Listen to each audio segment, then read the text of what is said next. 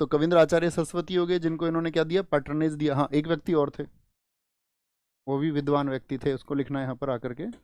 एक था संस्कृत कवि जगन्नाथ, वो भी संस्कृत के ही कवि थे। संस्कृत एक तो जगन्नाथ जी को कौन सी दी, महाकवि राय का टाइटल दिया, गेव द टाइटल ऑफ महाकवि राय to to poet Jagannath.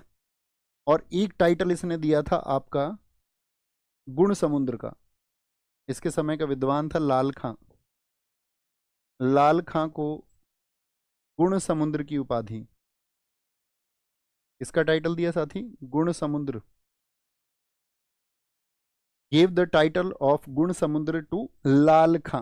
Lal Khan, okay. अच्छा, अब मेरा एक प्रश्न रहेगा आपसे कि भाई एक तरफ तो सम्मान दे रहा था जो संस्कृत के विद्वान थे या हिंदी के विद्वान थे या बनारस के जो पंडित थे, लेकिन अकबर ने क्या किया था, अकबर ने जो हिंदू तीर्थ यात्रा पर जाते थे उनके ऊपर के टैक्स को हटा दिया था। किस वर्ष में हटाया था, बताएंगे जरा, किस वर्ष में?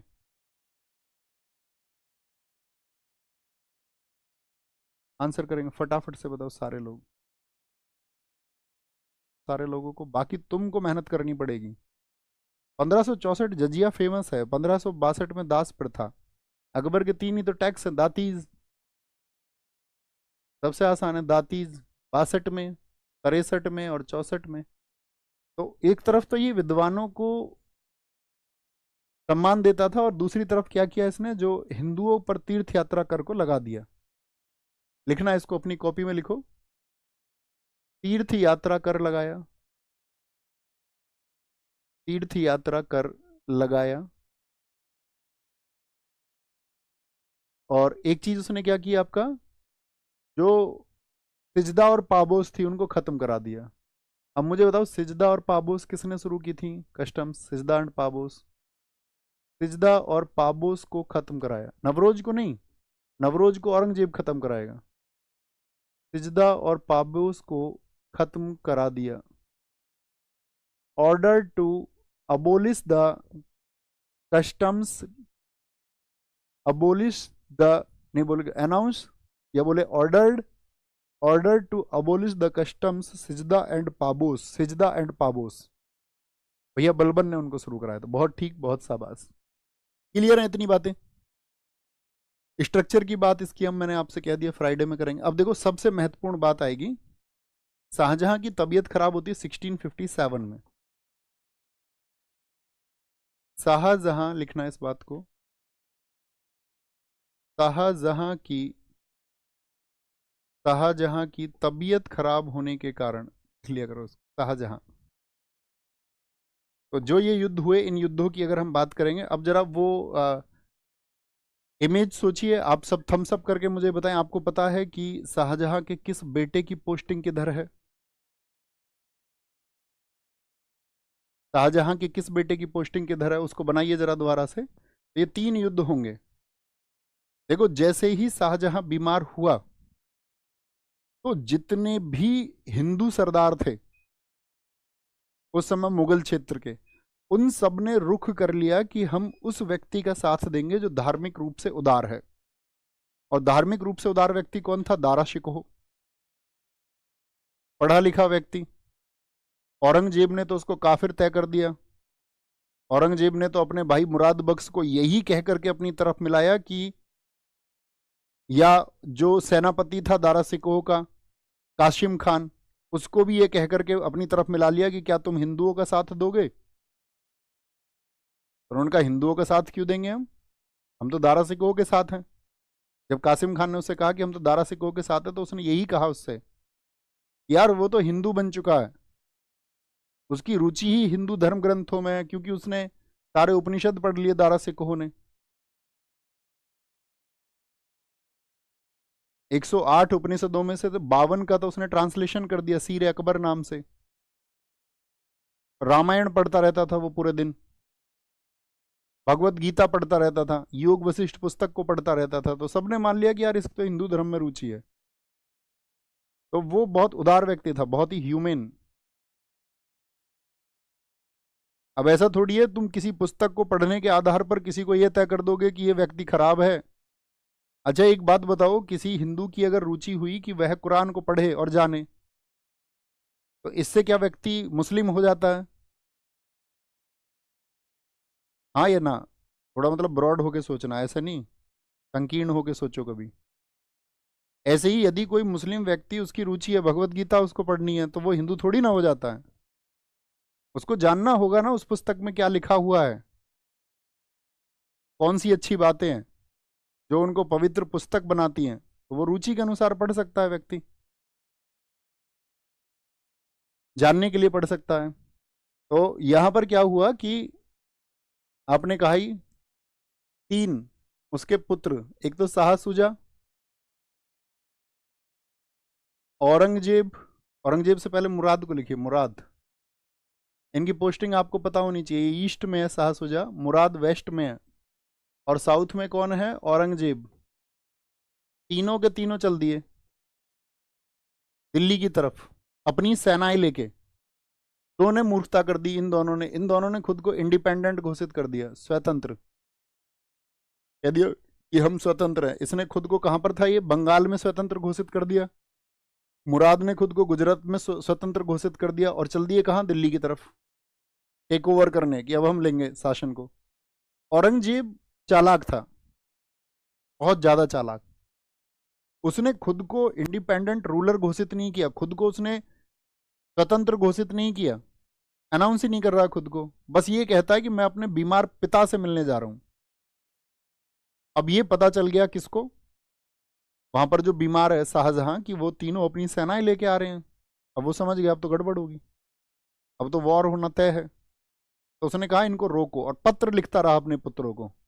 उसने कहा था कि जहां से तुम आ रहे हो वहां के क्षेत्रों को और छीन लिया जाएगा तुमसे, अपनी सेनाएं लेके तुम वहां से चल दोगे तो अगर तुम्हें मुझसे मिलना है तो तुम अपने बॉडीगार्ड्स ले आओ कुछ, XYG सिक्योरिटी, जेड सुरक्षा में आ जाओ, वाई में आ जाओ, एक्स में आ जाओ। इतनी सेना को लेके क्यों आ रहे हो? पिता से मिलने 1 लाख की सेना क्या करेगी? लेकिन वो तो खतरा मान रहे थे, उनको पता चले अभी अंगरक्षकों के साथ गए और उधर दारा से कहो कि सेना हमको उड़ा ना दे, तो बड़ी गड़बड़ है, मारे जाएंगे। वो भी चालाक है। तो यहां पर इसने धुरी बनाई। इधर कौन है? मैंने बताया था आपको, मुराद, मुराद और औरंगजेब। औरंगजेब ने अपने इस भाई को पत्र लिखा, बोला मेरे प्यारे भाई, तुम जानते हो दारा सिकोह कौन है? दारा सिकोह तो बन चुका है हिंदू, वो तो एकदम से उसका हिंदू ग्रंथों में ही रुचि है। अगर मेरे भाई राजा बनने की क्वालिटी है तो तेरे अंदर है।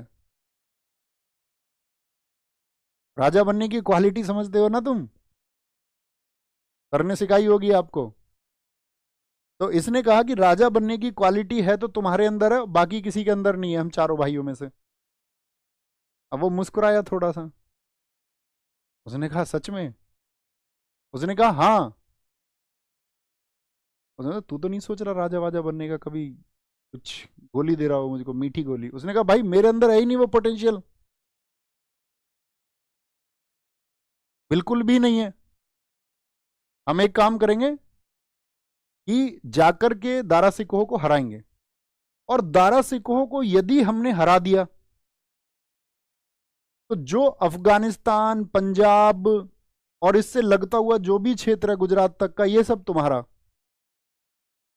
और जो एक भाई है शाहसुजा, जो बचा हुआ क्षेत्र रहेगा उसमें से उससे मेरी जैसी भी डील बनेगी मैं कर लूंगा, और साथ में दिल्ली गद्दी तुमको बिठाएंगे, राजा तुम रहोगे।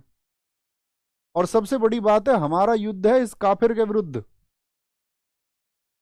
हमको तो इसको हराना, दारा सिकोह को। ठीक है, कोई दिक्कत नहीं है, चलते हैं। तो शाहजहां को भी नहीं पता है कि इन दोनों की ट्रीटी साइन होगी आपस में। तो शाहजहां ने भेजी सेनाएं, कभी इनको जाकर के रोको। तो वो जो सेनाएं गई, नोट करें ना करें देखना ध्यान से, क्या बोला मैंने? जो शाहसुजा, एक तो शाहसुजा भाग के आ रहा है, शाहसुजा, सॉरी, शाहसुजा के खिलाफ एक सेना भेजी गई। शाहसुजा वर्सेस, इसमें 2 सेनापति रहे। एक तो दारा शिकोह का अपना बेटा है सुलेमान सिकोह, सुलेमान सिकोह। और सुलेमान सिकोह के साथ में शाहजहां ने जो कमांडिंग दी वो दी जयसिंह को कि भैया तुम्हें जाके शाहजहां को रोकना है। तो इन्होंने क्या कर दिया, शाहजहां को हरा दिया। तो आप छोटे से में लिख लेना, शाहसूजा को शाहजहां की सेना ने हरा दिया, वो हार गया।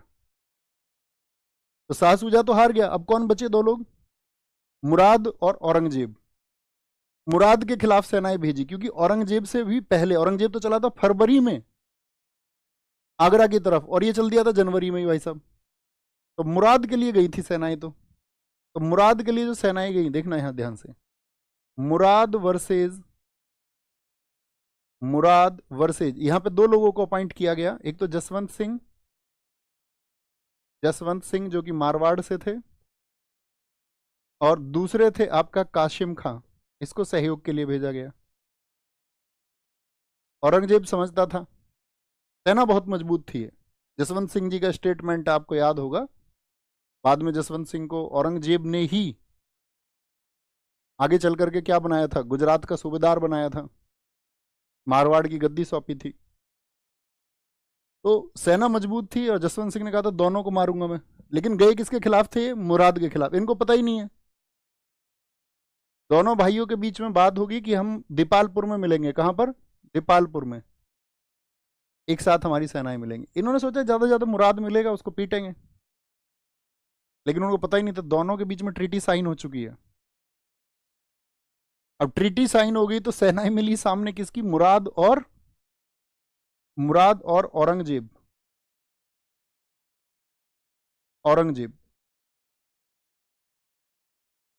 अब भैया ये कासिम खां को तो इसने लेटर लिख दिया, बोला भैया तुम ठीक हो यार कासिम खां, तुम तो अब हिंदुओं का साथ दे रहे हो, सेनापति भी तुम्हारे साथ हिंदू हैं और अब तुम हिंदुओं के साथ पे आ गए हो। उसने कहा धारा सिखों के साथ है हम।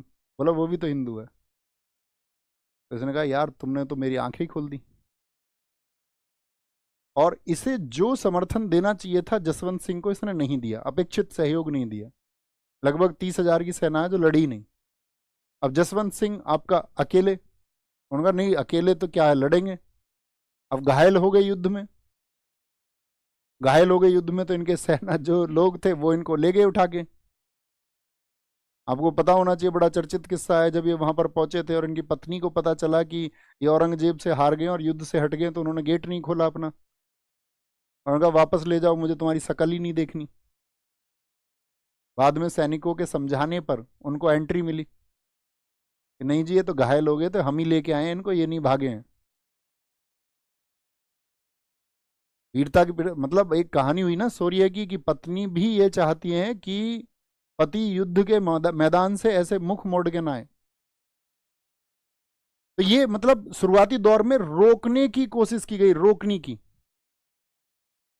याद रखेंगे इनको। आप कहेंगे हाँ जी, छोटी सी बात है, रोकने की कोशिश की गई लेकिन रुके क्या, नहीं रुका। तो रुका कौन, शाहसूजा। शाहसूजा बाद में औरंगजेब से भी इसका युद्ध हुआ, औरंगजेब ने भी इसको हराया, तो ये तो फिर भाग ही गया, मतलब इसका पता ही नहीं चला। इसके तो मतलब अंतिम समय के बारे में भी ये पता नहीं है कि ये कहाँ गया। मुराद को इसने बाद में खत्म किया औरंगजेब ने। मुराद की दावत करवाई इसने एक सरदार से कह करके, बोला इसको शराब पिलाओ जितनी पिलाई जा सके, खाना खिलाओ इसको। एक दासी भेज दी इसके पैर दबाने के लिए, उसको फिर बंदी बना लिया और बाद में फिर इसको भी मरवा दिया था। यहां पर देखेंगे उत्तराधिकार के जो 3 युद्ध हुए, उनमें पहला है धर्मट का युद्ध, वॉर ऑफ धर्मट। धर्मट का युद्ध, वॉर ऑफ धर्मट, कहां पर लड़ा गया था, कौन बताएगा, वॉर ऑफ धर्मट। तो आप कहना वॉर ऑफ धर्मट लड़ा गया था 8 जून 1658 को। और जो इसकी जगह है वॉर ऑफ धर्मट, ये जगह है आपका उज्जैन के पास में, यानी एमपी में पहुंच चुके थे, दीपालपुर में दोनों मिल गए थे, उज्जैन में पहुंच गए थे। और किस किस के बीच में ये युद्ध हुआ, तो सेनाएं थी, एक तो औरंगजेब वर्सेस दारा सिकोह। जीत किसकी हुई इसमें, जीत हुई इस युद्ध में आपका औरंगजेब की।